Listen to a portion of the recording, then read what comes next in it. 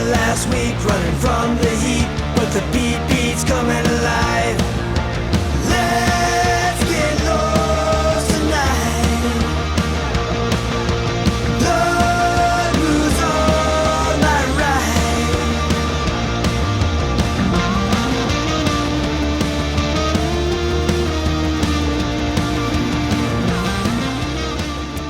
Hello, WACOs. Welcome to another episode of Without a Country. This is a pre-tape because I am going to be in Los Angeles on October 16th. And if you're in Los Angeles and you're watching this now as it premieres on YouTube, what are you doing?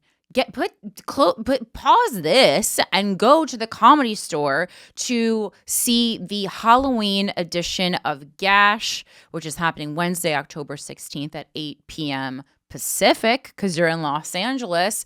Sick lineup. It's going to be so fun. And, I'll see you there, right? Tickets are almost sold out, but they've been almost sold out for a while. So that I need to get this little last chunk left. I don't know what's happening here. You got to buy those tickets. People have been fighting slashing each other over these tickets. And now there's just this little handful left. And I don't know why you're not grabbing it, because this is one of my favorite lineups that we've had. That being said, let's move into this show. I'm calling this the Almost Election Special. Now, normally when I do a pre-tape, we go over a documentary, but I feel like I would be remiss not to do an Almost Election Day special. And Mike and we cooked up a really fun idea where we will be Mike had mentioned, maybe go over the 2020 election and the 2016 election and kind of see how things were being talked about then. And then obviously us now knowing the outcome. In my research, I felt like it would actually be specifically good to just do kind of a comparison to 2016, as many political commentators and strategists are finding a lot of similarities between specifically the 2016 election and this election. Obviously, 2016 was Donald Trump versus Hillary Clinton. And so that's what we're going to be doing today, taking a little time machine back to 2016, but also going over some pieces and comparisons that have been written modern day in 2024, comparing these two elections and seeing if we can figure out and learn from our mistakes in the past. But before we do that, I do want to I want to say hello. I want to say hello to our dictator, Hannah Pendergrass, and welcome the capitalist pigs, okay? We have Leah M. Ellers, Laura Lynn Pearson, Christopher Fanguy, Sarah Norrismark, Hale Stiers, EMCP333, Camilla Driggs, Jenny Lynn, Carolyn, Katie Robbins, Hannah Ronaldo, Jennifer Daly, Catherine Best, Tim Ackerman, Boo Batsy, Lakin Keene, Lil Floha, Jesse Peregrine. Sorry, that one I fuck up every time, and I'm just not sure about that.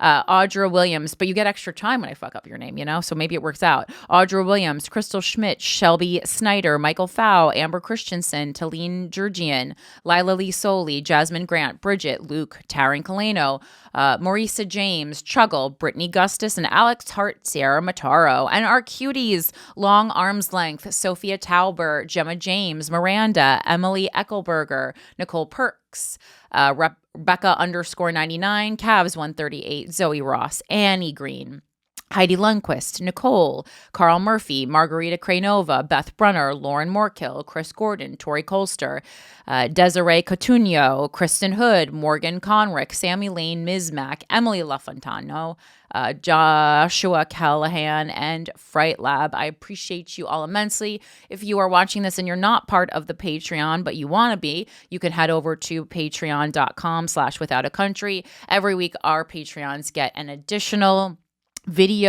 exclusive video news story that does not appear on the show, and that drops most times Thursdays at 9 p.m. Eastern time. But yeah, it's super fun. You get extra info, and also you're contributing to building this show, keeping it running, paying everyone, and just the pursuit of critical thinking. So I appreciate you, but I appreciate everyone who listens to the show, whether or not you're giving me money. It's all good. There are other ways to participate. Honestly, I'm just happy if you fucking register to vote and then actually do it. All right. And remember, we did talk about last week registering to vote and how the deadline in most states is not until the end of October. So please don't say, oh, it's too late already. Yes, early voting has started in many places, but that does not mean that it's too late to register to vote. So don't set that story up in your mind. You still have time to be an active citizen. All right, so let's get into the show. I want to start it off with something a little bit historical. This was an interesting article that I found from UVA today, which is the University of Virginia website. So it's news.virginia.edu. This is written this month, and it says, Back to the Future, the 2024 election is a lot like 19th century contests. And then we'll be going into comparisons, about Hillary Clinton, Donald Trump, and Kamala Harris moving forward.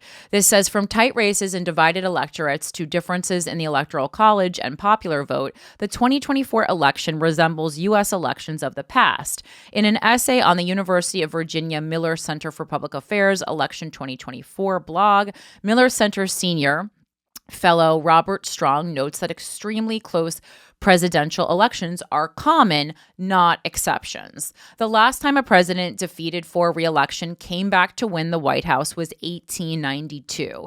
Grover Cleveland, the 22nd president, became the 24th, the only president to hold two non-consecutive terms. That's the trick Donald Trump is trying to repeat this year.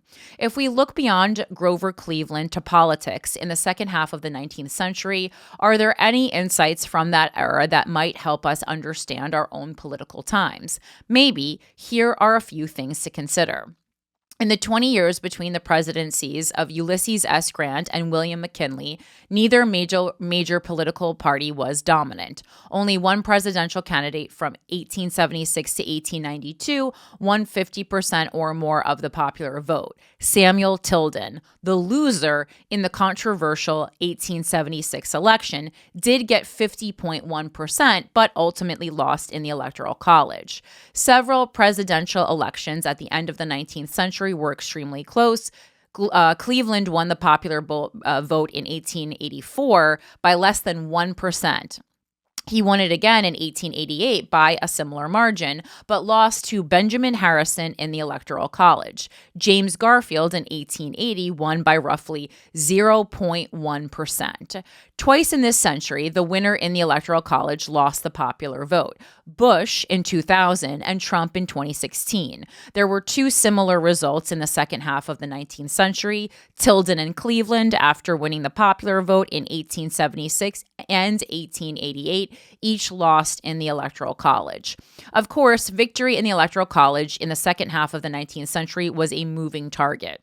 The official tally needed to win the presidency changed 14 times between 1850 and 1900 as new states were admitted to the Union. Relatively weak presidents in terms of popular support at the end of the 19th century were further weakened by the absence of a unified government, a single party in control of the House, Senate, and White House. Garfield and his successor, Chester A. Arthur, Harrison, and Cleveland, each had 2 years of unified government. In the remaining 14 years between Grant and McKinley, the nation had divided government. Divided government is common in American politics today. Bill Clinton, Barack Obama, Donald Trump, and Joe Biden came into office with unified governments and lost the House of Representatives 2 years later. Republicans lost their majority in the Senate during George W. Bush's first year in office, and the last president of the United States to have 4 years of unified government was Jimmy Carter. The end of the 19th century and the beginning of this one are both characterized by closely divided political parties and the absence of decisive elections. Political scientists call them critical elections that change the nation in large and long-lasting ways. Those elections are rare, and periods of highly competitive campaigns, like the one we are in today, may be closer to the norm in American politics.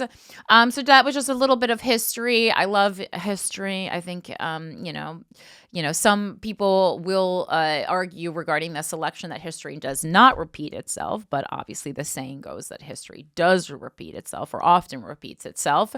And while I was researching this, the topics for this episode, the first article I came across that I thought would be good is again from Modern Day. This is from Fox News, and it has to do with the 2020 election. This is the only thing I will read regarding the 2020 election. Most of it will be 2024 or 2016. But this was an article from Fox News that says, if 2024 polling errors mirror those in 2020 election, Trump wins in a blowout, CNN data guru says.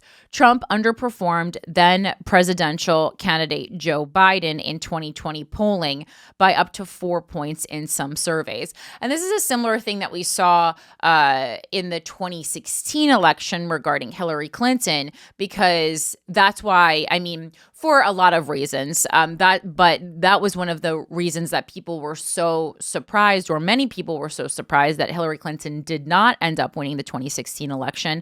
And that was because early voting and polling was showing her as the winner. But, if you look into the historics of the history of early voting, Republicans tend to not early vote, whereas Democrats are much more likely to early vote. And that really skewed everyone's perception of what was happening, and obviously shocked many people in the nation. CNN senior data reporter Henry Enton said Tuesday that if the 2024 presidential election polls are as off as they were in 2020, former President Trump wins in a blowout. Enton broke down current swing state polling numbers between Vice President Kamala Harris and Trump, noting that they show a race too close to call, which again is something that we've discussed. There's certainly no clear winner here, and to say 100% that either candidate is a shoo-in would be foolish. However, he pointed out that polls have been off significantly in recent elections, and if that's the case this time, Trump could win by a landslide. I think either candidate winning by a landslide is pretty unlikely. Again, you can look back at the numbers, between votes for Clinton and Trump, and then for Biden and Trump, and pretty close. What happens then? Well, then Donald Trump wins the election in a blowout with 312 electoral votes.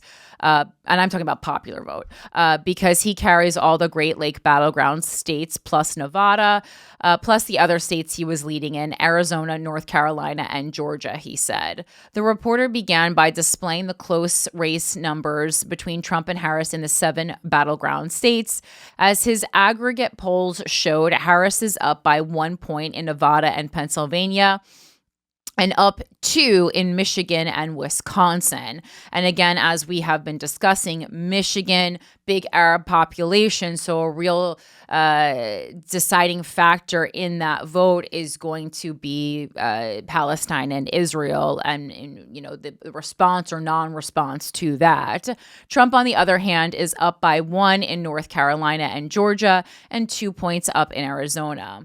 Ensign reminded viewers that these point differences are within the polling margin of error, according to 538. So currently it's impossible to know who is winning. He mentioned that on average since 1972, provided that presidential candidates are polling within 10 points of one another, swing state polls have an error rate of 3.4 points. So there is room for the actual race to swing in Harris's or Trump's favor when they're within 1 or 2 points of each other. He further noted that in 5% of cases, swing state polling can be off by 9.4 points, making things even less certain for people looking at the polls right now. So the bottom line is the state polling averages tell us what it tells us is it's just a race that is too close to call. Maybe one candidate has an advantage over the other one, but the bottom line is it's way too close to call and it will remain so, he said. Still, Ensign offered multiple hypothetical situations, the first one being what the election results would look like if the current swing state polling is 100% accurate.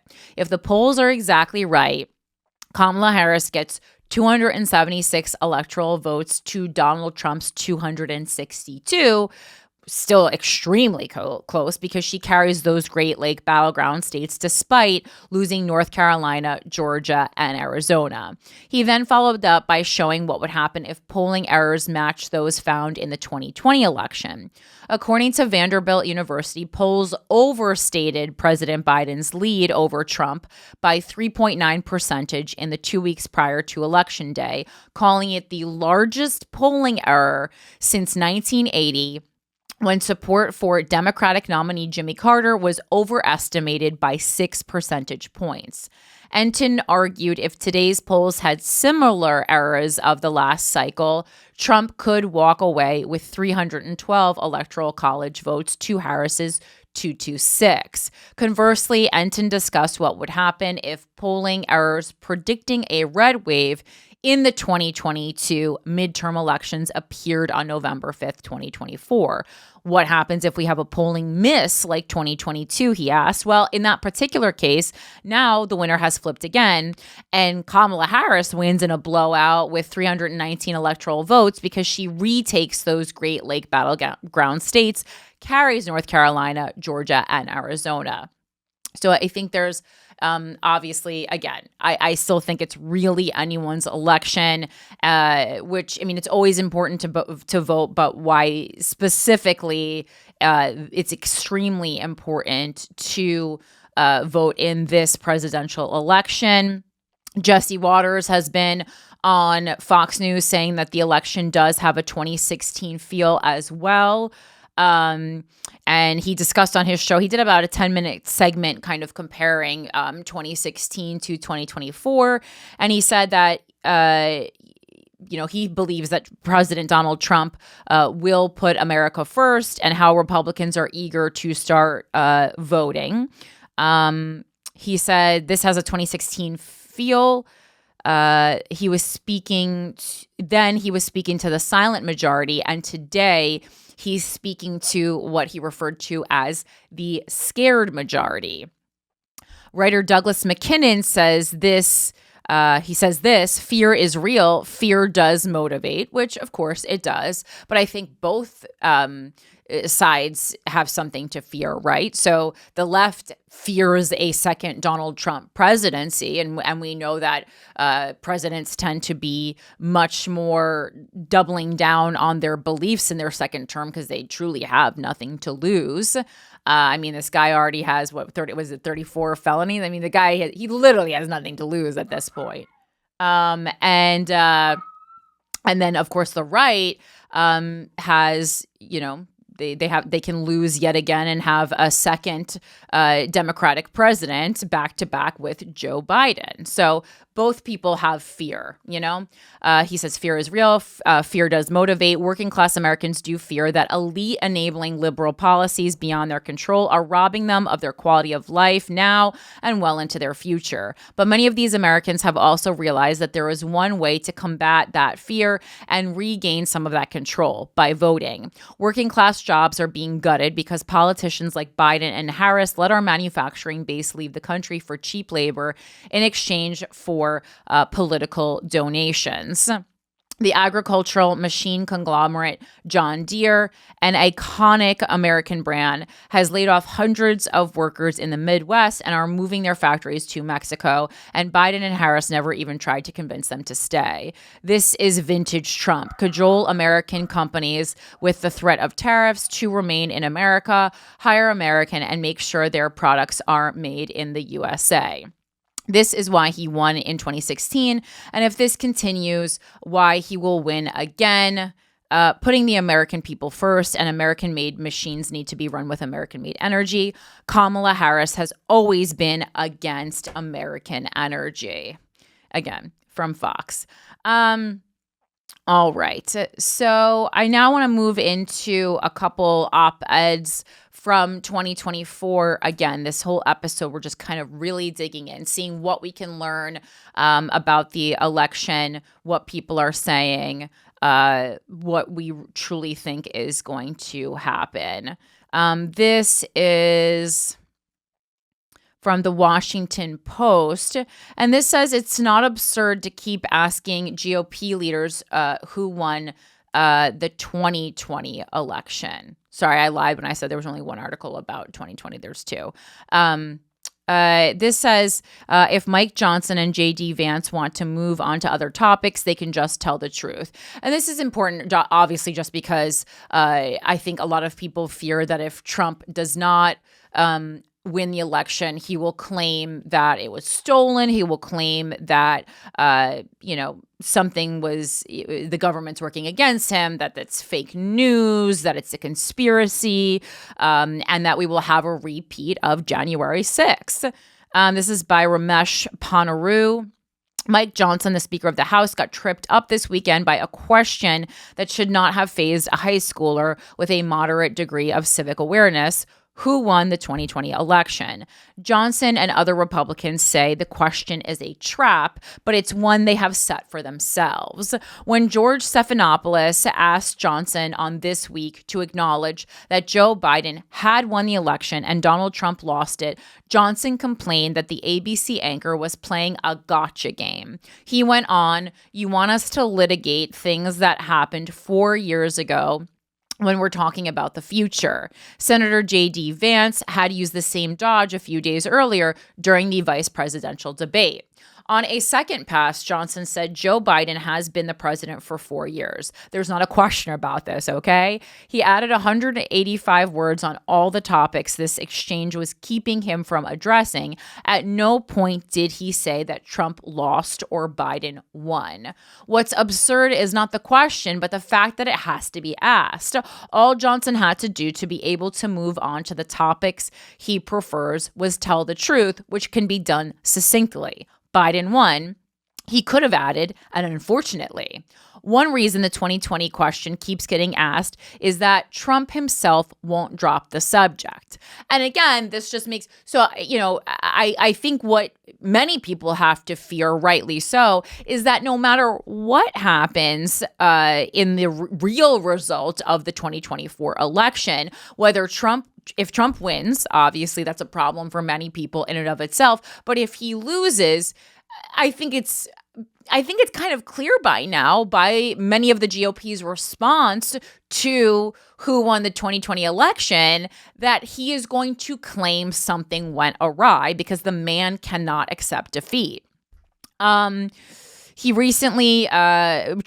recently claimed that he won Michigan in 2020. He did not. A few weeks ago, he even said that only fraud had kept him from winning California. The people Trump has gulled into thinking he won in 2020 are wrong about a lot of things, but give them credit for this much.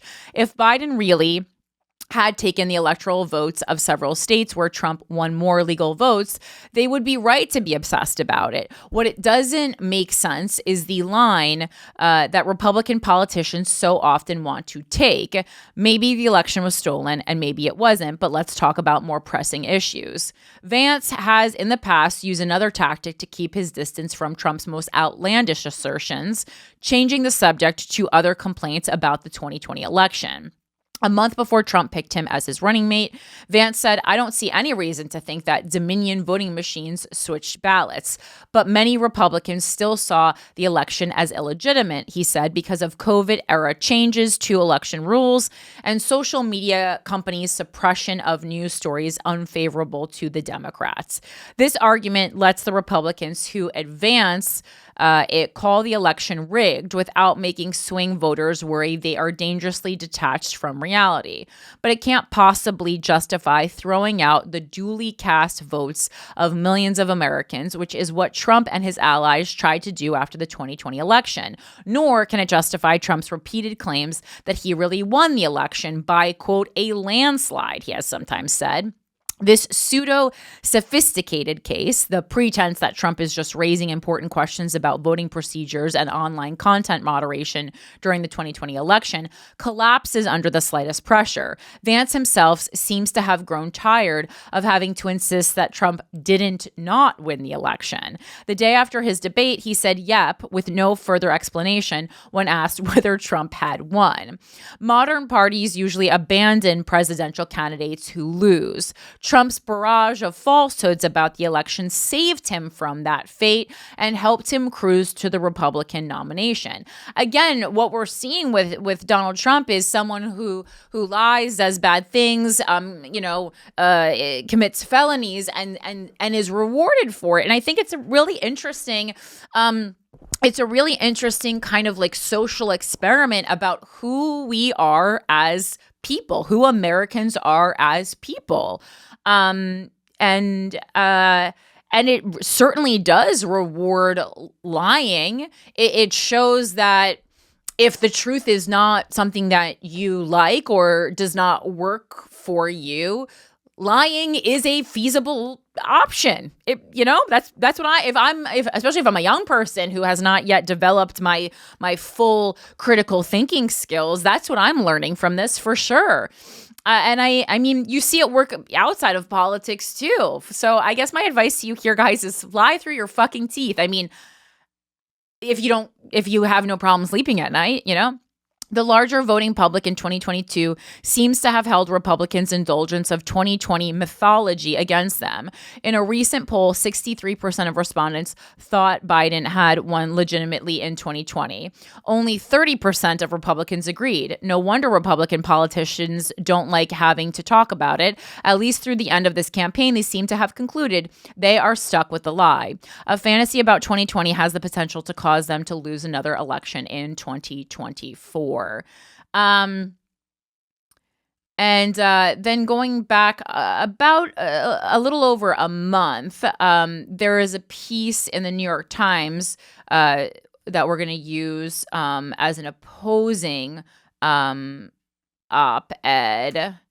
Not opposing, but just a complimentary, maybe is the word I'm looking for, op-ed.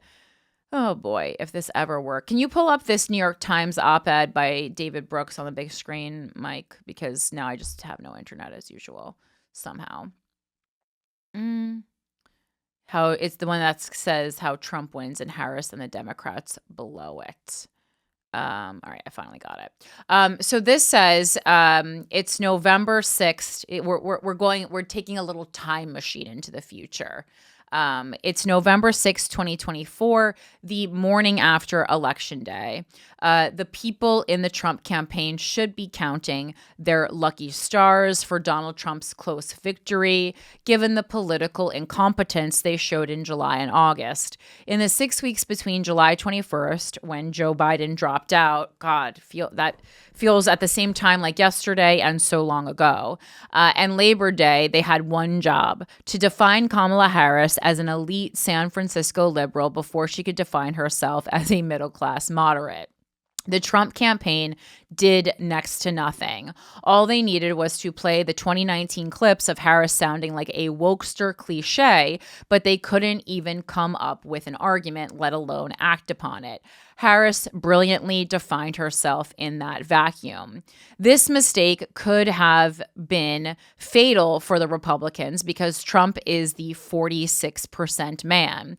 That's roughly the share of the popular vote he won in 2016 and 2020. He was never going to ride a majority wave to victory in 2024, so it would have been helpful to take his opponent down a few points. And yet, this is the pattern with Trump. He seems to do everything possible to sabotage his own campaigns, but still does surprisingly well in elections. Even with the fantastic weeks she had coming into Labor Day, Harris was not in as good shape as Hillary Clinton was in 2016, which is interesting and scary and something that we should all keep in mind. Or or Biden was in 2020.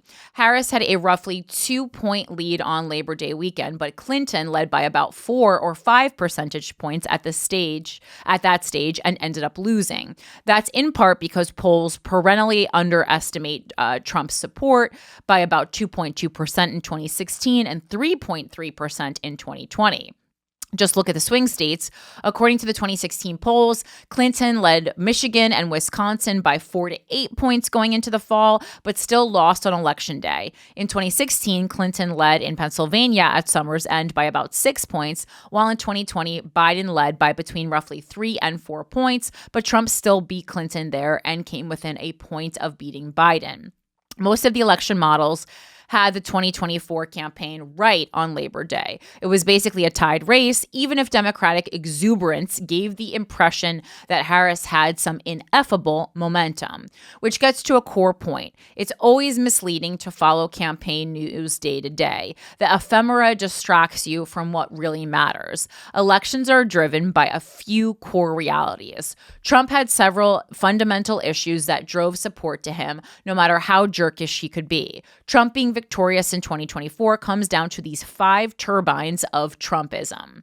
1, people like the red model more than the blue model. And I think that is something like, I think there are some people who they're just going to vote red, and it really doesn't matter who that person is in the red seat. Just as many people are just going to vote blue, The fastest growing states by population are mostly governed by Republicans, including Florida, Texas, Idaho, and Montana.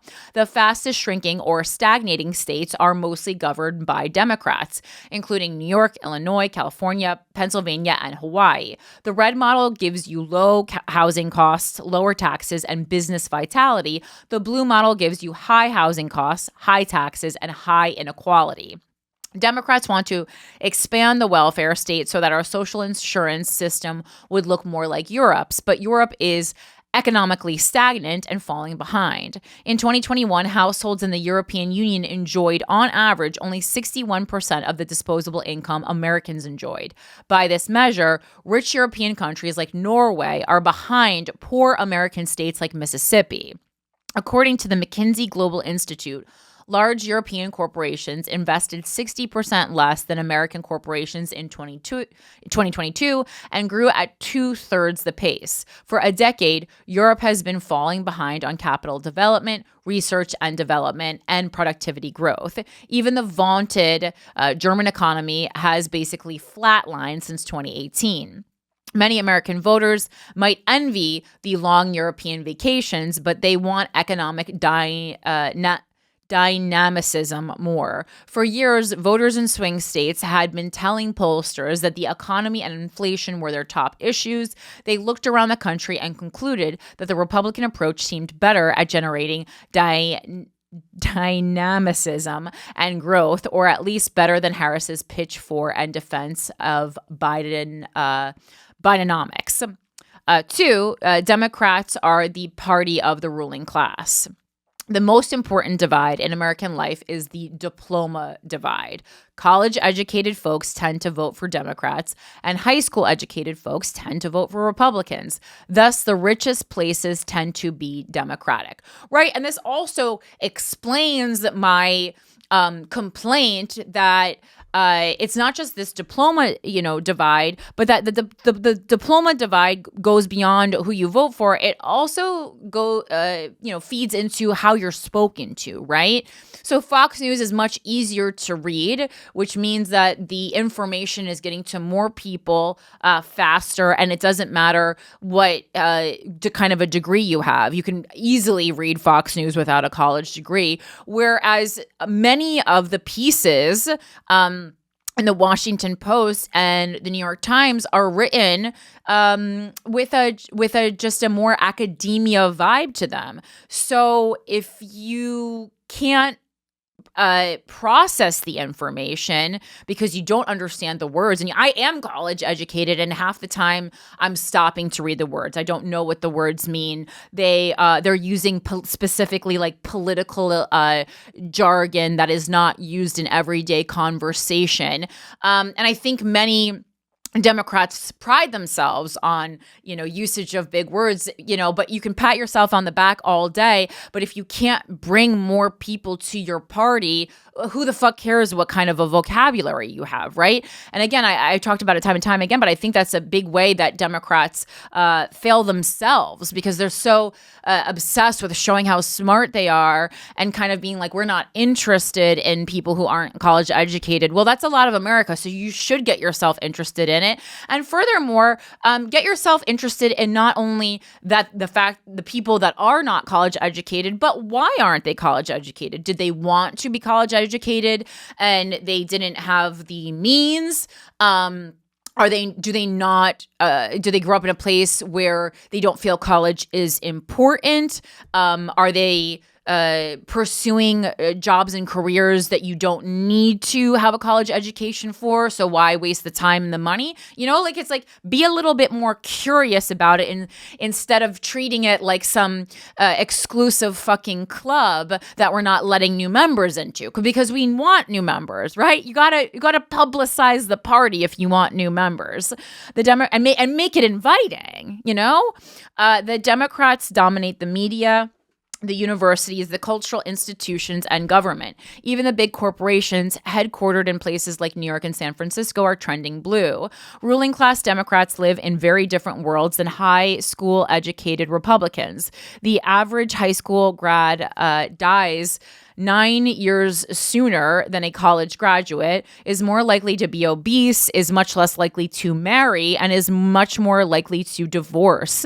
The overdose death rate for high school grads is about 6 times as high as the rate for college grads.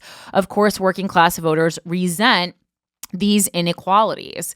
And I think those are great points to bring up. Like, instead of just like flaunting political jargon, why don't you say like, hey, like, come over to our side. Like, we want you to live longer. We want you to be healthier. We want you to enjoy like a better quality of life.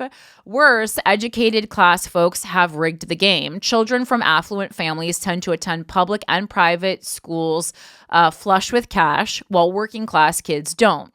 By the 8th grade, children from affluent families are performing at 4 grade levels higher than children from poor families. According to Daniel Markovitz of Yale on the SAT, students from families earning over $200,000 per year, roughly the top 5%, score 388 points higher than students from families earning less than $20,000 per year, roughly the bottom 20%. And this also just kind of reminds me of like, since I got into the world of podcasting and have become, someone in the public eye, it's so funny to me how often people think I grew up with money. I think part of that is like a weird anti-Semitism. But I think another part of that is that I might come off as if I came from money because I had 2 college educated parents, which for the tax bracket I grew up in, I think is pretty uncommon, right? So the air that you're reading on me is not the air of money, it's the air of education, okay? But as we're seeing, it's very uncommon for people from lower tax brackets to be college educated. So that opened up a world to me. I'm like, oh, that's what people are reading on. That's that elite stench that people are complaining about and reading on me. And believe me, I'm the idiot of the family. Ask anyone in my family who the dumb is, and it's me. So if you're reading that stench on me, my other family members. I think it should be like, Democrats need to repackage being educated as not being annoying, as it being something like valuable. So it shouldn't be used. I think oftentimes Democrats almost like weaponize education and use it as a way to almost like step on or look down on some conservative folks. But I think you should use it as like a, hey, come over here.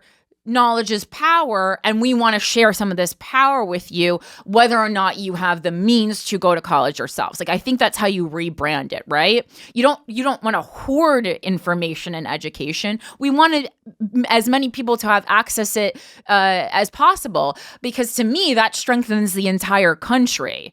No matter what you do with that knowledge, even if you decide to remain conservative, totally fine. There's actually a cool thing now where like you can take all of Yale, like everything you would need to get a degree from Yale online for free. You just don't get the piece of paper to prove it. Oh, how do you do that? You just go to their like website. Yale is offering this? Yeah. When I looked into it during the pandemic. Yeah, and it's just you get like the whole syllabus, the whole course layout, and like all the stuff to do it online, and then you can just do it. Did they explain why they wanted to share that? Like, what was the thinking behind that? I don't know. That's because I'm like, that's really cool. I had not heard about that, and like, what a awesome opportunity. I might look into that. Yeah, it's pretty sick. Like, how cool to get a free Yale education. And I also I think it's interesting and gives a lot of insight to, American society. Like, what does the syllabus for an Ivy League school look like? I think that shows gives us a lot of information about young people and what is being prioritized education-wise. According to a 2017 study led by Raj Chetty of Harvard, students from families in the top 1% of earners were 77 times as likely to get into the Ivy League as students from families making less than $30,000 a year. In that year, students from the top income quintile were about 16 times as numerous as the University of North Carolina at Chapel Hill as students from the bottom quintile. I mean, even the use of quintile. I mean, I don't think I've ever used that word in my entire life. I mean, I guess it's something about dividing into five, the quintuplets. So any of 5 equal groups into which a population can be divided according to the distribution of values of a particular variable. Also, you can just say the bottom 20%. Also, but that's what I'm saying. Like, it's like annoying to use the word quintile because you're like, okay, well, I can see from the root of the word that it has to do with 5, but you're making this like so much more complicated than it needs to be. So let's see. Wait. Global populism is a revolt against these kinds of inequities, driven by the sense that the educated class has too much cultural, academic, political, and economic power. I definitely agree that, and this is something I talk about a lot with comedy, I certainly agree that the educated class has too much cultural power, and that's a complaint that I often voice, being someone with cultural power, being an artist by trade, and an artist who is making her full living off art. And I often say, like, yeah, I don't like, even though I myself am left-leaning, I don't like that so many comedians, and certainly the larger amount of comedians that we're seeing getting Netflix and HBO specials are left-leaning, because to me, that's not what comedy is about. Like, we're just going to see the same perspective. Like, I would love to see more comedy specials on Netflix and HBO and Amazon Prime from conservative comedians, from Christian comedians. Like, they do exist, and they're doing well, and they're selling out theaters.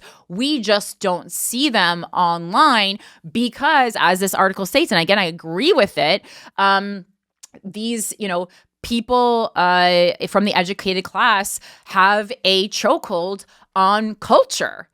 On the mainstream, but they have their own distribution lanes. Yeah, but I mean that you have to know where you have to, like, go to, like, The Blaze or, like, get the Roseanne special on Fox, and, like, I don't agree with that.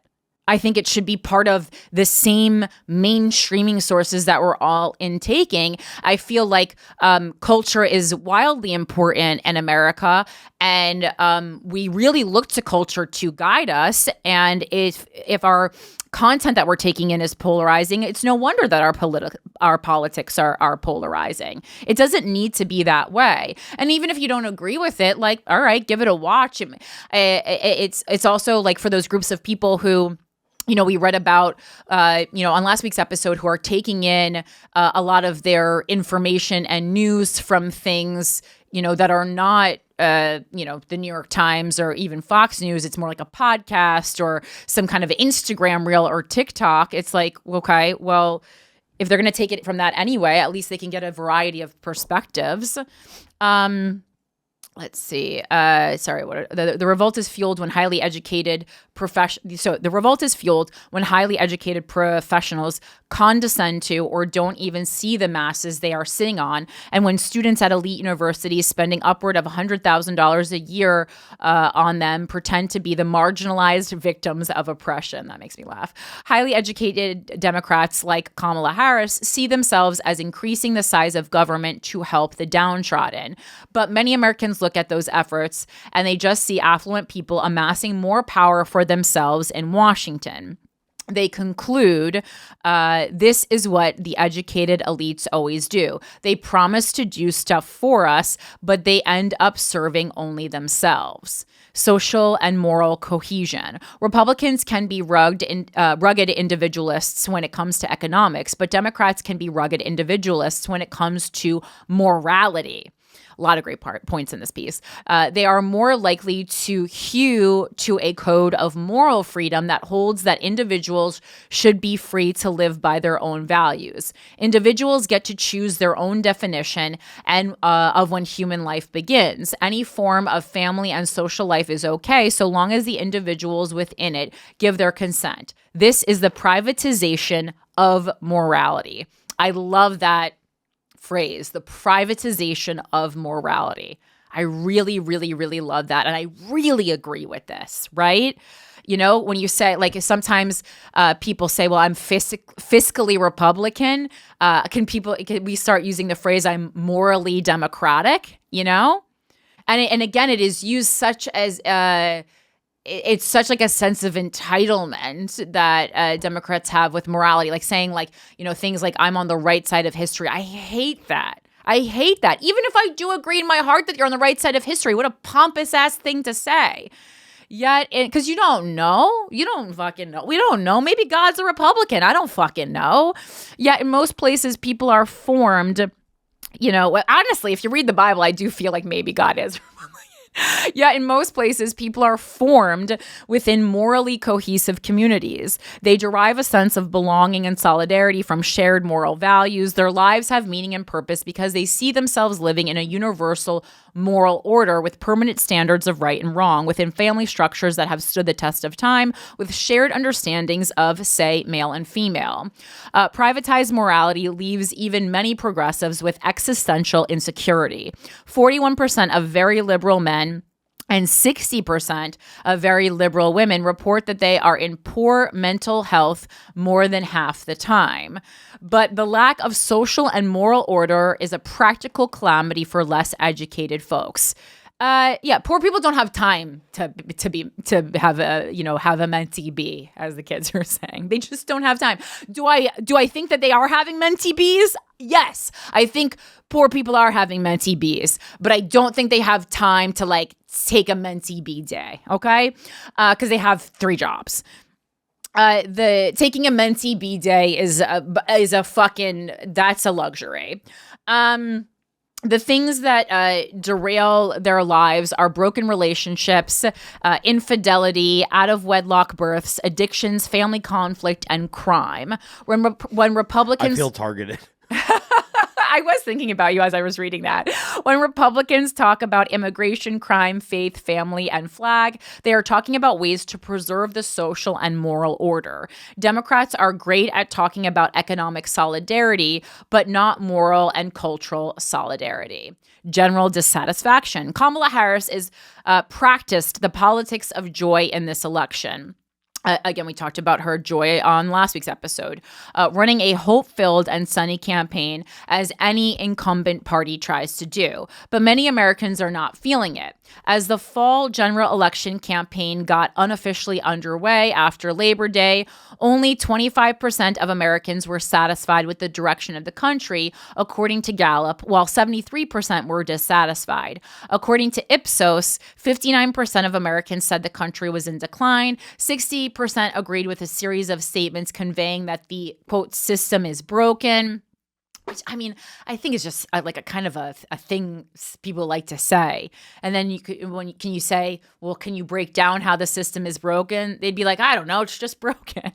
69% agreed that the political and economic elite don't care about hardworking people. And 63% agreed that experts in this country don't understand the lives of people like me, which I think is also a way that working class people tend to be dismissive of government, right? Like, so, I mean, I love, making fun of democratic elites, but I also will say there is this sense of woe is me that we often see in Democrats, but we do see in Republicans too, where you're like working class Republicans, where you're just like, oh, these people just don't get me. I mean, I think in general, if you are a politician, there are certain things you don't get about either group, but it depends how long ago you were a regular private citizen. Same as with celebrity. It's like, how long ago were you a private citizen, and how and when did you become famous?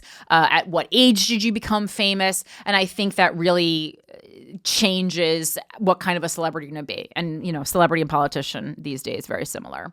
In other words, many Americans feel betrayed, distrustful, angry. They feel that the American dream has been destroyed. Trump, like all global populists, tells this betrayal story well. The toxic levels of distrust undermined the Harris campaign in another way. Her basic message was, you should support me because I'll give you benefits. Childcare subsidies, mortgage subsidies, student loan debt forgiveness, etc.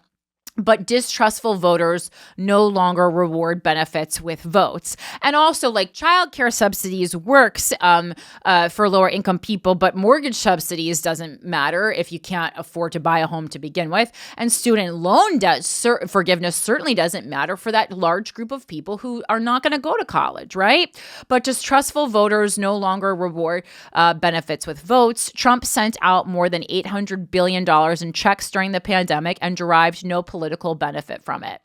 Biden spent billions of dollars subsidizing Red America and received no boost in support. The expanded child tax credit poured money into middle-class families, but surprisingly, there was little outcry when it went away. Corrosive distrust and disaffection means that voters are not in a mood to reward even those politicians who dole out money to them. The blue bubble problem.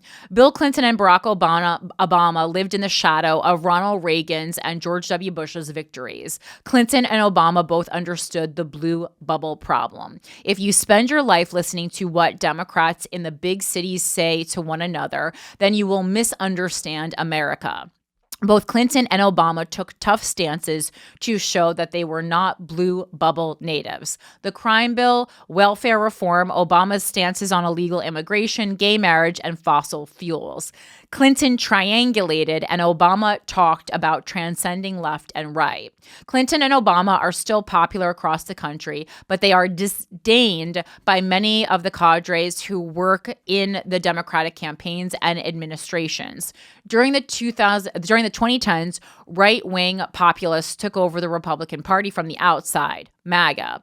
Left-wing populists like Bernie Sanders tried to do that but failed. They had more success in winning the hearts of minds of the progressive intellectual and apparatchik class from the top down. In progressive circles, Clinton and Obama are often dismissed as neoliberals who were complicit in preserving the corporate order. This shift to the left produced the defund the police / decriminalize the border frenzy of 2020. It's also had dubious economic effects. The new cadres, am I saying that word correctly? What the fuck? This is one I've said before, but a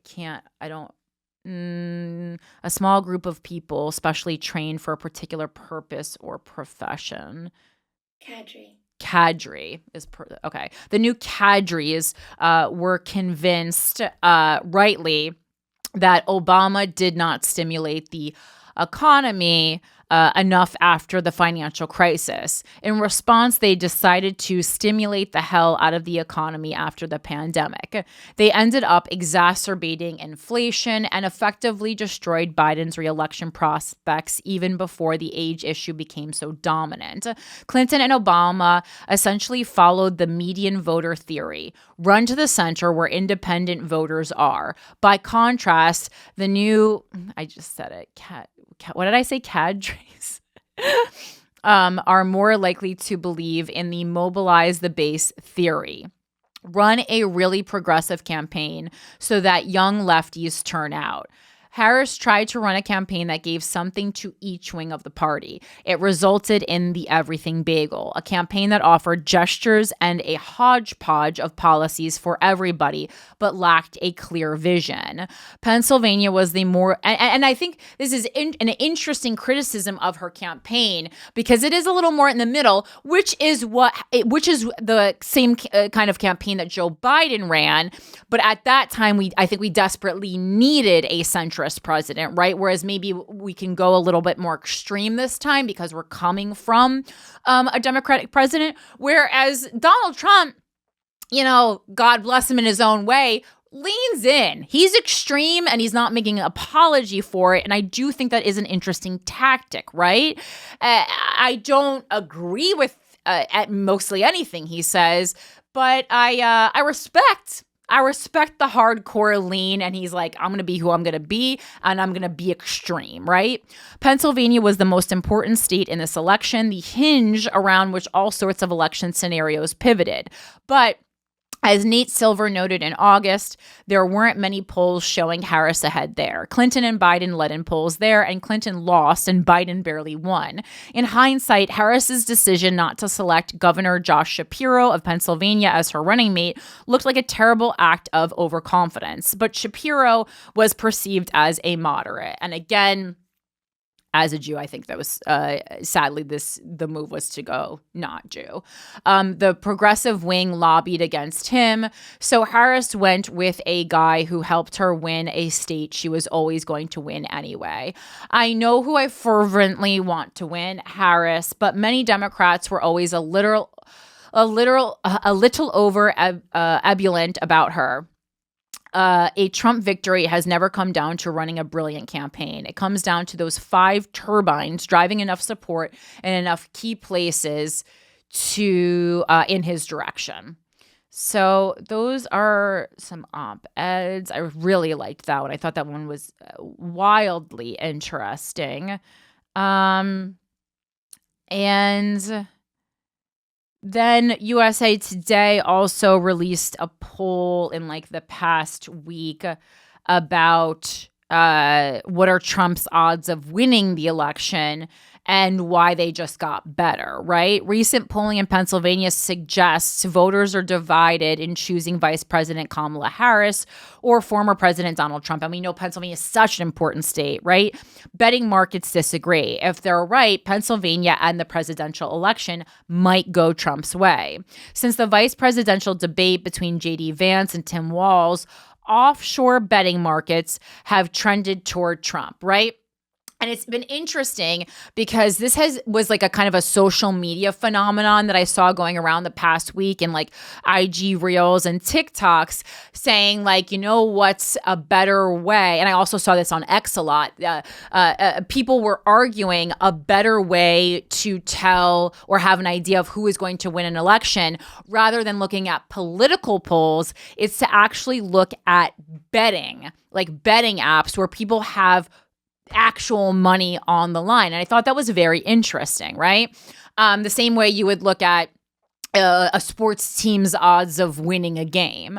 And I don't do any of that betting, so I don't really understand betting. I mean, only this year I played roulette for the first time ever in Las Vegas and lost a good amount of money.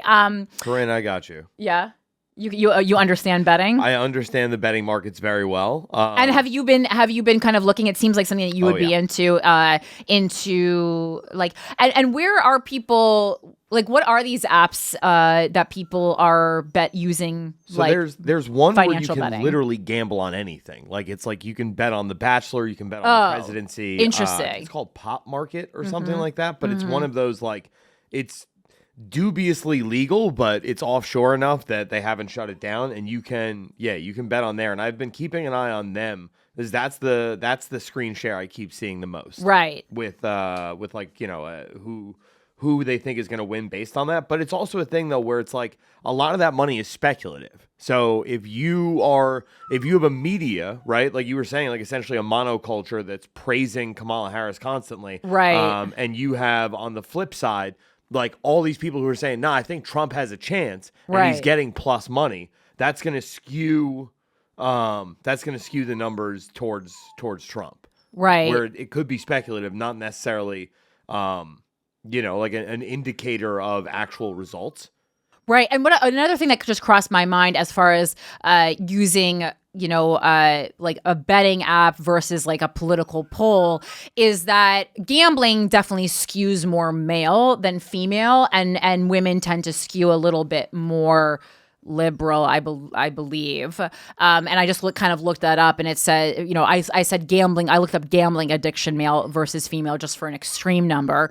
And it says only 2.9% of women are addicted to gambling, whereas 4.2% of men. It's actually closer than I thought it would be. But I don't know if I really know any women who use sports gambling apps, and I know a ton of men who do. Let's see. Okay, so since the vice presidential debate between J.D. Vance and Tim Walz, offshore betting markets have trended toward Trump, according to Polymarket, a crypto trading platform. Polymarket, that's what I was thinking of. The primary driver, an influx of bets that raised the probability of Trump winning Pennsylvania. On Thursday morning, for the first time since late July, bettors gave Trump a narrow chance of winning Wisconsin and Michigan, too. As of Friday at 12 p.m., bets on Polymarket gave Trump a 54.7% probability of winning the election, his best odds since July 30th. Presidential election betting can't be legally done in the U.S. Trump's... you can't bet on anything legally in the U.S. that isn't decided on a field of play. I see. Good to know. Trump's odds of winning the presidency have risen with his odds of winning in Pennsylvania. In recent weeks, bettors on Polymarket gave Harris a narrow lead in Pennsylvania, a state with 19 electoral votes. Assuming she were to win all of the other states where she's favored, Harris would surpass the 270 electoral votes with Pennsylvania. With 4 weeks remaining before November 5th, Trump's odds of winning the 2024 race are also much better than his two other runs in 2016 and 2020. He had just a 17% probability of defeating Hillary Clinton as voters went to the polls in 2016, according to Betfair Exchange, the biggest UK peer-to-peer betting platform. And then it says, how well do potential voters know Harris? Potential voters and betting markets knew much less about Trump than they did about Clinton in 2016. The shoe might be on the other foot this time around, according to Harry Crane, a Rutgers University statistics professor who studies election outcomes on the predictions of betting markets. Harris is a relatively unknown candidate, Crane said in a phone interview on Thursday, which again is something that we talked about a lot. Like, people just don't know Kamala Harris well enough, even though she has been the sitting vice president. It says, quote, she's been the vice president, but she's not doing any media interviews. She's not exposed, which, again, it really could. She worked on that this week with the Call Her Daddy, the 60 Minutes. A 60 Minutes interview with Harris that aired Monday night was the first in a series the campaign has since announced. She's kind of the polar opposite of Trump, Crane said, where Trump is 100% exposed. It's almost unthinkable to think something could come out that would surprise anybody about Trump. Does this help Harris or does this hurt Harris? Real Clear Politics daily tracks and aggregates polling throughout the country. Its analysis suggests more than 100 electoral votes in 9 states remain toss-ups. Though betting on Trump and Harris has diverged significantly in recent days, it is far from where Trump stood on the opening day of the Republican National Convention. On July 16th, his odds of winning were more than 70% on Polymarket and Betfair Exchange. As of Friday at 12 p.m., Trump held a nearly 10 percentage point edge on Harris over Harris on Polymarket. Let's see. Betfair Exchanges Market had a 9-point gap, which the site considers too close to call, which again is kind of what all these articles are agreeing on. It's really just too close to call, and we can kind of guess and look into things the best we can. The gap, but it wouldn't be interesting if we knew who was definitely going to win, right? The gap between the candidates remains the narrowest of Trump's 3 runs, which is interesting, and I don't think something that people are really thinking about. I don't think yeah, no, I guess the people do think this is the narrowest. I guess that makes sense. According to Betfair's historical data, on October 11th, 2020, bettors gave Biden a 68% chance of winning. Betfair odds had Hillary Clinton with an 81% likelihood of winning on Election Day in 2016. The betting favorite has lost only twice since 1866, according to The Conversation, a nonprofit news organization.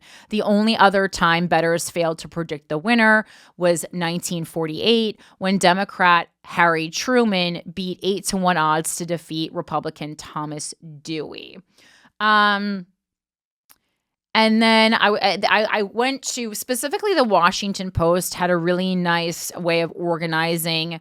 Because, I was doing a lot of research trying to look for headlines from 2016. It's very hard to kind of get that to come up in the search engine. You actually have to go to like the news websites and hope that they have something kind of organized. And the Washington Post actually did. And just some of the headlines from around that time in 2016, we see right after the election results, there wasn't. I know we were kind of thinking, Mike, that we would see more articles, considering Hillary Clinton a bit of a shoo-in. I didn't see as many headlines like that as maybe we expected to when preparing this episode. But I did see a lot of very dramatic post-election results headlines, like Presidential Election 2016, an American tragedy from the New Yorker. Hillary Clinton blames women for 2016 election loss. Quote, "They left me." That's from Fox News. There was an article from before the election that said why the election is close and what Trump and Obama have in common, from the New York Times. It's official, Clinton swamps Trump in popular vote, from CNN. 12 days that stunned a nation, how Hillary Clinton lost. Trump pulls off biggest upset in U.S. history, from Politico. And then Hillary Clinton, Trump is an illegitimate president, from the Washington Post, right? So that's kind of more of what I was seeing. You can go yourself, and they do have complete coverage of the 2016 presidential race and Donald J. Trump's victory on the on the New York Times website. I ended up pulling that from. Oh, why did I think that these are all from the New York Times? Sorry, I misspoke, not the Washington Post. But that's where they had put together those headlines, and I think that was very interesting. Yeah, why did I think that was the Washington Post? I don't know. I went on a little journey there. But yeah, it was at the correction. Oops, that was the New York Times headlines. Thank you. All right, I'll go back here a little bit. So just to remind us of what happened, this is literally from history.com in 2016. It says the 2016 U.S. presidential election. The 2016 election featured unconventional and divisive campaigns, and the Electoral College results led to a stunning upset victory for Republican Donald J. Trump. After an extremely unconventional, often ugly, and increasingly divisive campaign, Donald J. Trump, a New York real estate baron and reality TV star, defeated former First Lady, New York Senator and Secretary of State Hillary Rodham Clinton to become the 45th president of the United States. In what many political analysts considered a stunning upset, Trump, with his populist nationalist campaign, won the Electoral College. And as a reminder, he scored 304 votes to Clinton's 227. When the dust settled, Clinton won the popular vote with 65,853,516 votes, which is 48.5%, to Trump's 62,984,825 votes, which is 46.4%. The widest margin of victory ever by a losing candidate, and making her the fifth presidential candidate in U.S. history to win the popular vote but lose the elections. The primaries. With 17 hopefuls originally vying for the Republican nomination, Trump was quick to criticize and even mock the rest of the crowded Republican field, which was my favorite part of that election. That was pretty funny, which included Texas Senator Ted Cruz, Florida Senator Marco Rubio, New Jersey Governor Chris Christie, businesswoman Carly Fiorina, former Florida Governor Jeb Bush, and Ohio Governor John Kasich. After securing the nomination, Trump chose Mike Pence, the governor of Indiana, as his running mate for vice president. Clinton faced her toughest competition from Vermont Senator Bernie Sanders, and after winning enough delegates to clinch the nomination, named Tim Kaine, U.S. Senator for the state of Virginia, as her vice presidential running mate, which is so funny now reading this because I don't even fucking remember that guy at all. Do you remember Tim Kaine at all? Zero recollection of Tim Kaine, you know? And that's why I feel like I feel like, if I'm sitting here 8 years from now, I'm having I would definitely remember both Tim Walz and JD Vance. And so I don't know, maybe this is also in part saying that the VP pick is a little more important than we thought. I don't know. Third-party candidates on the ballot included Libertarian Gary Johnson and the Green Party's Jill Stein, who won 3.28 and 1.07% of the popular vote, respectively. Historical firsts.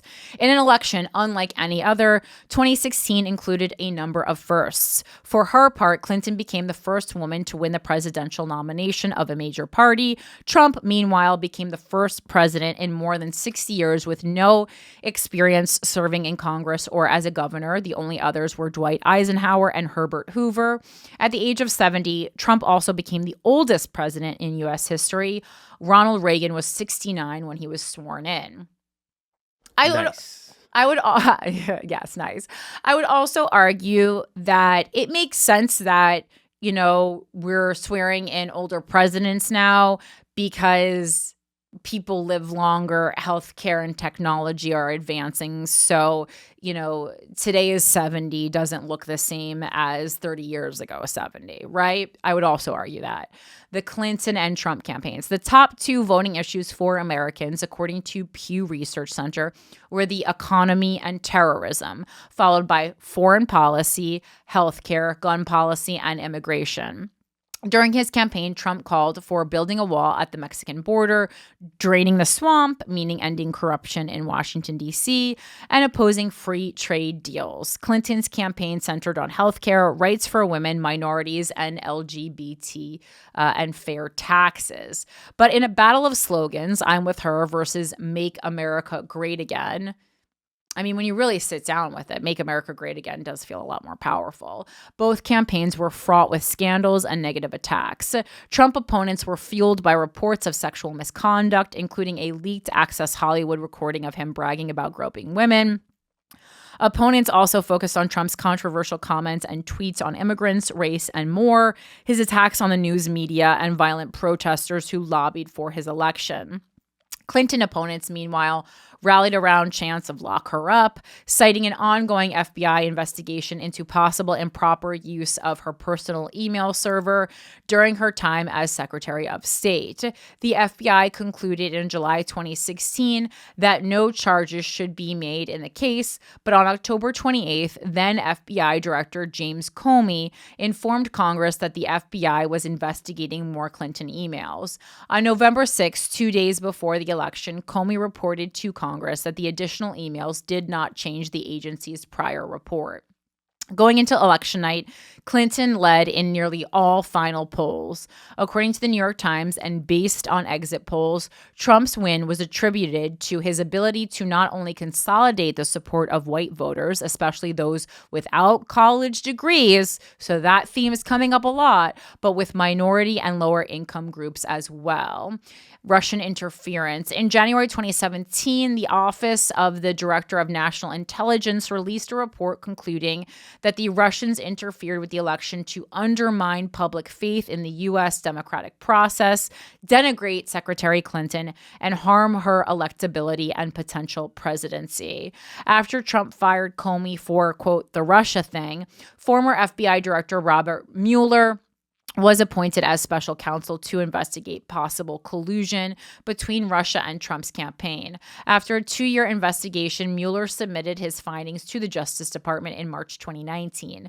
His team found no evidence of collusion between the Trump campaign and Russia, but concluded Russia interference occurred in sweeping and systematic fashion. 34 individuals and 3 companies were indicted in the investigation, several of whom were Trump associates or campaign officials. And then let me just go back and kind of see what, 12 days that stunned a nation. So going back to November 9th, 2016, I'm going to read now this New Yorker piece, An American Tragedy by Dave Remnick, just to remember where we all were. This is really taking me back. This election was like really big in my life. The election of Donald Trump to the presidency is nothing less than a tragedy for the American Republic, a tragedy for the Constitution, and a triumph for the forces at home and abroad of nativism, authoritarianism, misogyny, and racism. Trump's shocking victory, his ascension to the presidency, is a sickening event in the history of the United States and liberal democracy.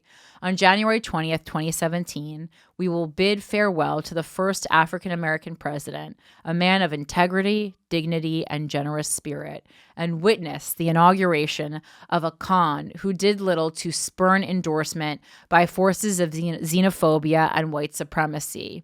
It is impossible to react to this moment with anything less than revulsion and profound anxiety. There are inevitably miseries to come. An increasingly reactionary Supreme Court, interesting, an emboldened right-wing Congress, a president whose disdain for women and minorities, civil liberties, and scientific fact, to say nothing of simple decency, has been repeatedly demonstrated. And I mean, we certainly saw a lot of change in the Supreme Court and, a real regression in women's rights, certainly, right? Trump is vulgarity and unbounded, a knowledge-free national leader who will not only set markets tumbling, but will strike fear into the hearts of the vulnerable, the weak, and above all, the many varieties of other whom he has so deeply insulted. The African-American other, the Hispanic other, the female other, the Jewish and Muslim other. The most hopeful way to look at this grievous event, and it's a stretch, is that this election and the years to follow will be a test of the strength or the fragility of American institutions. It will be a test of our seriousness and resolve. Early on Election Day, the polls held out cause for concern, but they provided sufficiently promising news for Democrats in states like Pennsylvania, Michigan, North Carolina, and even Florida that there was every reason to think about celebrating the fulfillment of Seneca Falls, the election of the first woman to the White House. Potential victories in states like Georgia disappeared little more than a week ago, with the FBI director's heedless and damaging letter to Congress about reopening his investigation and the reappearance of damaging buzzwords like emails, Anthony Weiner, and 15-year-old girl. But the odds were still with Hillary Clinton. What the hell was 15-year-old? I remember emails, obviously. What was 15-year-old girl? The hell did that have to do? Was that Bill? No, I thought it was Wiener. It might have been the girls that Trump brought to the debate. The girls that Trump brought to the what? You don't remember when Trump debated Hillary Clinton? He stacked the front row with Bill's victims. I mean, the most WWE way to exploit sexual assault I've ever seen. Very interesting. I don't remember that. Huh. Wow. Okay. Wait, so let me, 15-year-old girl, Anthony, when we look at Anthony Weiner. You're going to get kicked off YouTube. You look at Anthony's wiener. Oh yeah, so that was Anthony Weiner related. He was jailed for. But then why again was that affecting Hillary? He was jailed for sexting with a 15-year-old girl. Wasn't Weiner's wife her like left-hand woman? That's so annoying when it's you're. Yeah. I hate when people are held accountable for their spouse's actions. Quite honestly, but that's maybe because I date a lot of bad guys. I'm so afraid I'm going to take Alex down one day. Yeah, what Hillary Clinton's relationship. It's so crazy how important things are at a certain time and then you can't even remember them. Okay, I don't fully remember, but that has to do with that. But the odds were still with Hillary Clinton. All along, Trump seemed like a twisted caricature of every rotten reflex of the radical right, that he has prevailed, that he has won this election. It is a crushing blow to the spirit. It is an event that will likely cast the country into a period of economic, political, and social uncertainty. Wait, I think your mic's on because I can hear Alfred crying. And social uncertainty that we cannot yet imagine, that the electorate has, in its plurality, decided to live in Trump's world of vanity, hate, arrogance, untruth, and recklessness. His disdain for democratic norms is a fact that will lead inevitably to all manner of national decline and suffering. In the coming days, commentators will attempt to normalize this event. They will try to soothe their readers and viewers with the thoughts about the innate wisdom and essential decency of the American people. They will downplay the virulence of the nationalism displayed, the cruel decision to elevate a man who rides in a gold-plated airliner, but who has staked his claim with the populist rhetoric of blood and soil. George Orwell, the most fearless of commentators, was right to point out that public opinion is no more innately wise than humans are innately kind. People can behave foolishly, recklessly, self-destructively in the aggregate, just as they can individually. Sometimes all they require is a leader of cunning, a demagogue who reads the waves of resentment and rides them to a popular victory. The point is that the relative freedom which we enjoy depends of public opinion, Orwell wrote in his essay, Freedom of the Park. The law is no protection. Governments make laws, but whether they are carried out and how the police behave depends on the general temper in the country. If large numbers of people are interested in freedom of speech, there will be freedom of speech, even if the law forbids it. If public opinion is sluggish, inconvenient minorities will be persecuted, even if if laws exist to protect them. It's so interesting, really. And I love this idea that we had this week to go back and read articles of a time, right? It really is like we have access constantly because of the internet to this historical time capsule. I mean, I always did since libraries existed because you could go back and look at old newspapers on what is that, like the microfiche or whatever. I used to love the microfiche, but obviously this is a lot more accessible. Not many people are going to go to the library and go read old headlines. Trump ran his campaign sensing the feeling of dispossession and anxiety among millions of voters, white voters in the main. And many of those voters, not all, but many, followed Trump because they saw that this slick performer, once a relative cipher when it came to politics, a marginal, self-promoting buffoon in the jokescape of 80s and 90s New York, was more than willing to assume their resentments, their fury, their sense of a new world that conspired against their interests. That he was a billionaire of low repute did not dissuade them any more than pro-Brexit voters in Britain were dissuaded by the cynicism of Boris Johnson and so many others. The Democratic electorate might have taken comfort in the fact that the nation had recovered substantially, if unevenly, from the Great Recession in many ways. Unemployment is down to 4.9%, but it led us to grossly underestimate reality.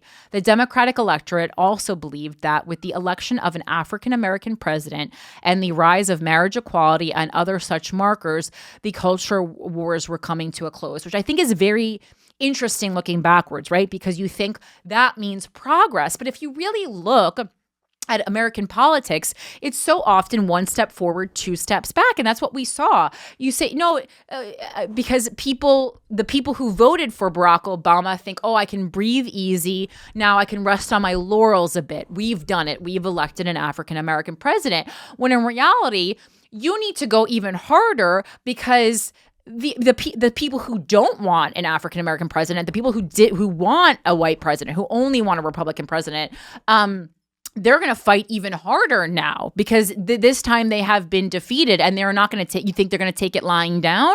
So they're going to even go harder. Their latent racism is going to become a surface level racism. You know, it's going to boil them up. Things don't just happen without a fight. And so I think this is so interesting. And again, where Democrats make a mistake, they kind of, with a little piece of progress, they go, we have it now. And that's not the case. It's not the case. It's not the case with women's rights. It's not the case with LGBT rights. It's not the case with racism. It really isn't the case. And we keep thinking it's the case, and it's not. Trump began his campaign declaring Mexican immigrants to be rapists. He closed it with an anti-Semitic ad evoking the protocols of the elders of Zion. His own behavior made a mockery of the dignity of women and women's bodies. And when criticized for any of it, he batted it all away as political correctness. Surely, such a cruel and retrograde figure could succeed among some voters, but how could he win? Surely Breitbart News, a site of vile conspiracies, could not become for millions a source of news and mainstream opinion. And yet Trump, who may have set out on his campaign merely as a branding exercise, sooner or later recognized that he could embody and manipulate these dark forces. The fact that traditional Republicans from George H.W. Bush to Mitt Romney announced their distaste for Trump only seemed to deepen his emotional support. It's kind of like, okay, so this is what I'm going to compare it to. You ever break up with someone and then they get a new girlfriend, and you start a war with them, and then your ex-boyfriend and the girlfriend, their bond becomes even stronger because what they both can agree on is that they fucking hate you. This has happened to me multiple times, right?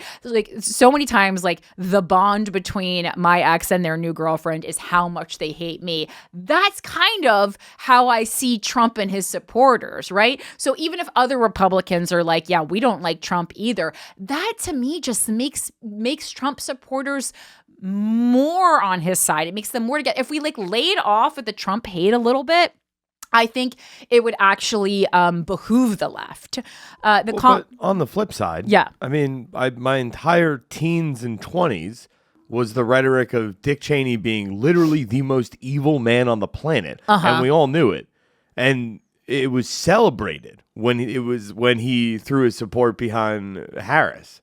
And it's where is the disconnect here? Right. how have the Democrats become the party of Dick Cheney? Right. I mean, yeah, that is strange. I don't know. How have they? I mean, it's that to me. But historically, the parties you kind of swap, and what Republicans represent has changed over the years with what with what Democrats represent. When the parties first started out, they were kind of flipped, the meaning of them and what they stood for. Yeah, I don't. I mean, I'm talking about So you're telling me... Wait. You're telling me you're comfortable with the idea that the Democrats have now become the war hawks, the... No, I never said I'm a fucking liberal gone rogue. I'm not comfortable with that. That's why I'm not a registered Democrat. I don't believe...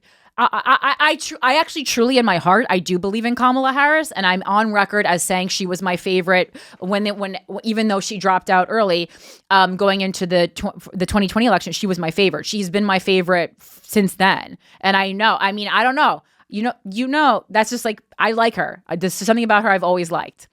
So I'm on record, though. Go back, go to the videotape.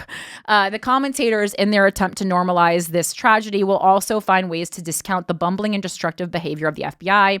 They'll malign interference of Russian intelligence, the free pass, the hours of uninterrupted, unmediated coverage of his rallies provided to Trump by cable television, particularly in the early months of his campaign. We will be asked to count on the stability of American institutions, the tendency of even the most radical politicians to rein themselves in when admitted to office. Liberals will be admonished as smug, disconnected from suffering, as if so many Democratic voters were unacquainted with poverty, struggle, and misfortune. There is no reason to believe this palaver. What does that word mean? God damn it. So funny to read. Palaver. Unnecessarily elaborate or complex procedure. Unnecessarily elaborate word is more like ironic. Palaver. The intonation was wrong. What? Oh, a bit of a palaver. Palaver. How the English say it. Palaver. There is no reason to believe this palaver. There is no reason to believe that Trump and his band of associates, Chris Christie, Rudolph Giuliani, Mike Pence, and yes, Paul Ryan, are in any mood to govern as Republicans within the traditional boundaries of decency. Trump was not elected on a platform of decency, fairness, moderation, compromise, and the rule of law. He was elected in the main on a platform of resentment. But he kind of, but what we just talked about is that the law doesn't matter. What matters is what most people believe and what most people feel. And again, that's something that I've talked about a lot. I think as unhappy as I was that Donald Trump was elected in the 2016 election, what I was happy about is that it revealed how many people in our country really feel. And I think that was important. I think even if I don't agree with the unheard, I think it's important to hear them, right? He was elected in the main on a platform of resentment. Fascism is not our future. It cannot be. We cannot allow it to be so, but this is surely the way fascism can begin. Hillary Clinton was a flawed candidate, but a resilient, intelligent, and competent leader who never overcame her image among millions of voters as untrustworthy and entitled. Some of this was the result of her ingrown instinct for suspicion developed over the years after one bogus scandal after another. And yet somehow, no matter how long and committed her earnest public service, she was less trusted than Trump, a flim-flam man who cheated his customers, investors, and contractors, a hollow man whose countless statements and behavior reflect a human being of dismal qualities, greedy, mendacious, and bigoted. His level of egotism is rarely exhibited outside of a clinical environment. And that's what I find so interesting, right? So the criticism of the left so often is like the ego. And to me, if we're talking ego, like I 100% agree that there is a lot of ego and elite behavior on the left. But if that is a problem, that's why I don't understand why people like Donald Trump, because to me, he is the embodiment of such things. For 8 years, the country has lived with Barack Obama. I think maybe he doesn't because he speaks like a lower class or an uneducated person. Maybe that's why he feels more accessible, And again, me tripping over words every week. I get it. Use small words, everybody. For 8 years, the country has lived with Barack Obama as its president. Too often, we tried to diminish the racism and resentment that bubbled under the cyber surface.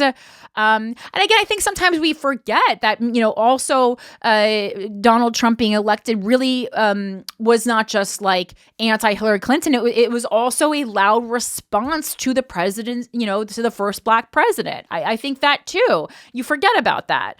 But the information loop has been shattered. On Facebook, Articles in the traditional fact-based press look the same as articles from the conspiratorial alt-right media. Spokesmen for the unspeakable now have access to huge audiences. This was the cauldron with so much misogynistic language that helped to demean and destroy Clinton. The alt-right press was the purveyor of constant lies, propaganda, and conspiracy theories that Trump used as the oxygen of his campaign. Steve Bannon, a pivotal figure at Breitbart, was his propagandist and campaign manager. And it's so funny now knowing, how many of these people are no longer in cahoots and don't even like Trump, right? It is all a dismal picture. Late last night, as the results were coming in from the last states, a friend called me full of sadness, full of anxiety about conflict, about war. Why not leave the country? But despair is no answer. To combat authoritarianism, to call out lies, to struggle honorably and fiercely in the name of American ideals, that is what is left to do. That is all there is to do. And on that note, I think I'm going to wrap up this show. I know it's very op-ed heavy.